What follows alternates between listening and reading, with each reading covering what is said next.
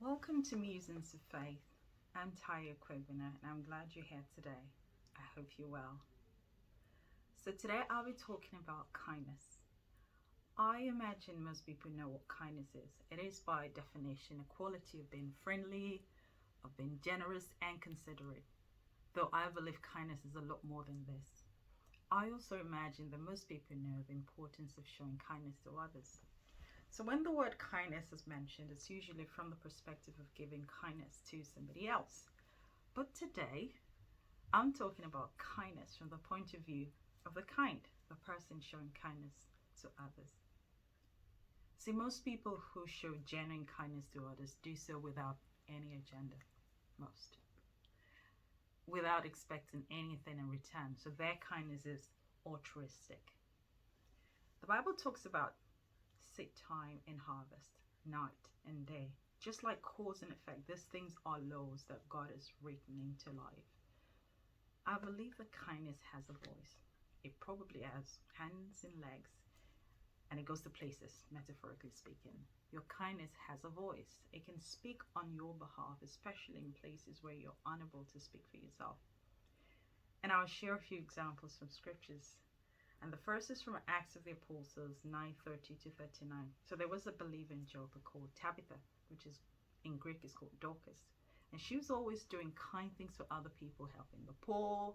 And the Bible says about this time she became ill and she died.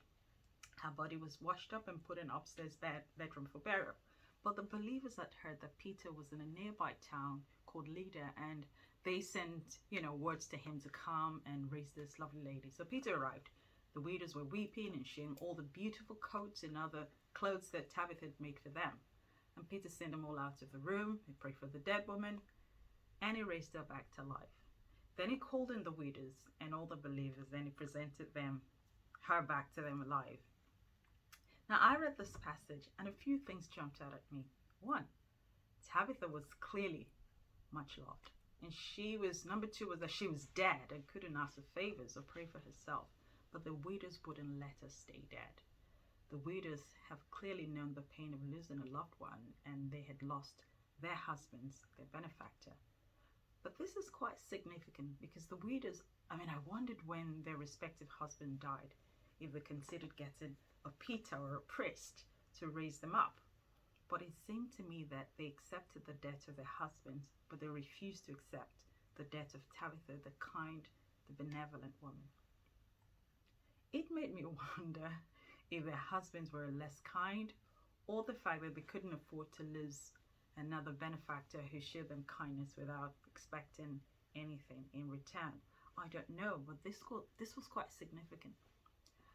Okay, so the next example is the Shinomite Woman, and you can read in detail from 2 Kings 4:8 to 37.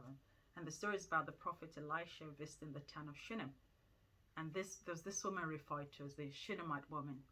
She is described as a wealthy woman who lives with her husband in the town of Shinom. And every time Elisha visited, she would offer him food. Eventually, with her husband's consent, she convinced the prophet to stay at their home and use their spare bedroom upstairs, and which he agreed to. And after a while, Elisha said to his servant Gehazi, that this woman, there must be something we can do for her. And so Elisha said to her, you show so much kindness, you look after us every time we visit. What can we do for you? Would you like me to speak to the king for you or the commander of the army? And being wealthy, I imagine that's the kind of level and circle that she operates in. But the woman replied, no, thank you. My family takes good care of me. And that should have been that. But I imagine the altruistic kindness of this woman wasn't lost on the prophet. Because really, she could have been scheming to get something out of the prophet. A breakthrough prayer maybe. But no, she wasn't. And eventually Gehazi, the prophet's servant, said to him, they have no children and her husband is old. In other words, they're gonna need a miracle to conceive. So Elisha spoke to the woman and said, about this time next year, you will have a son. And the woman said, no, please, don't raise my hopes like that. I guess she meant that they were fine. They had settled in their hearts that they will have no children. And, that was that. But truly, just as the prophet said, she conceived a son. The boy grew, and one day, while out helping his father on the farm, he fell ill and eventually died in his mother's arms.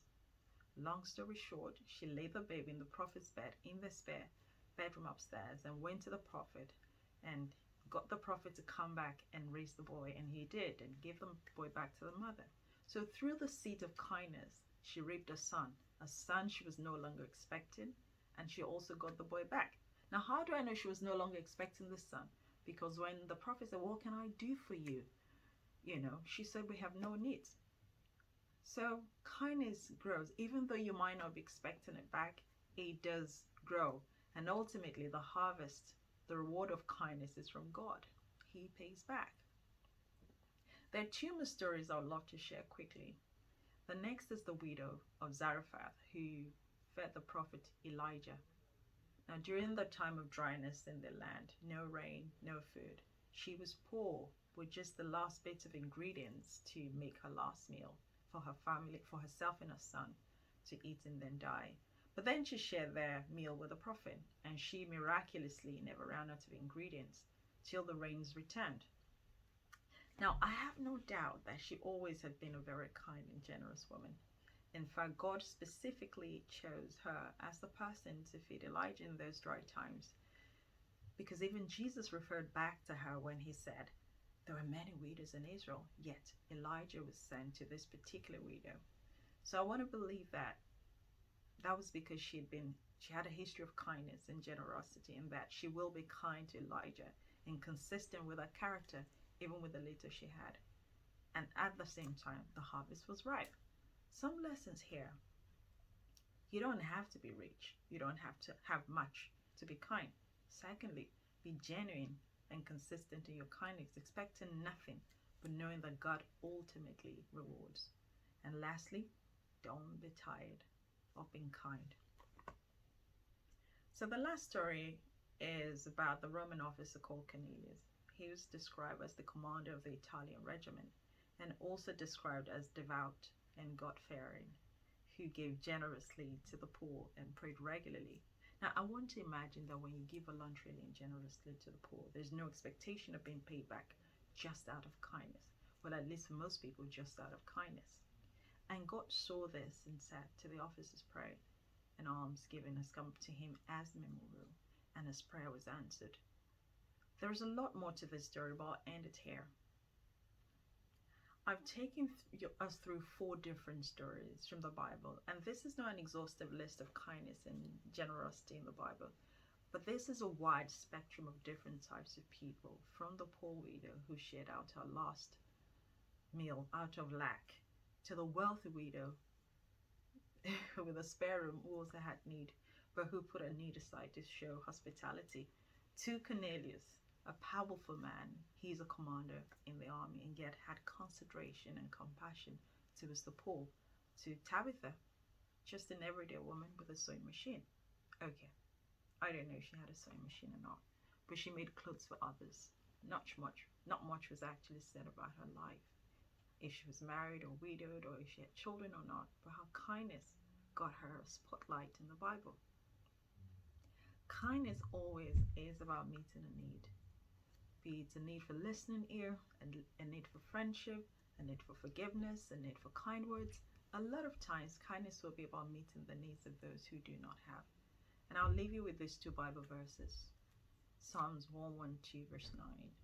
They share freely and generously to those in need. Their good deeds will be remembered forever. They'll have influence and honor. And the second one is Proverbs 19:17. If you help the poor, you're lending to the Lord, and he will repay you. Keep being kind. The world needs you. You need it. And God is dependent on you to be kind. I hope this has blessed and encouraged you in some way. And if you know someone who needs to hear this, please feel free to share. I look forward to having you back again sometime soon. But until then, have a great day, and God bless you.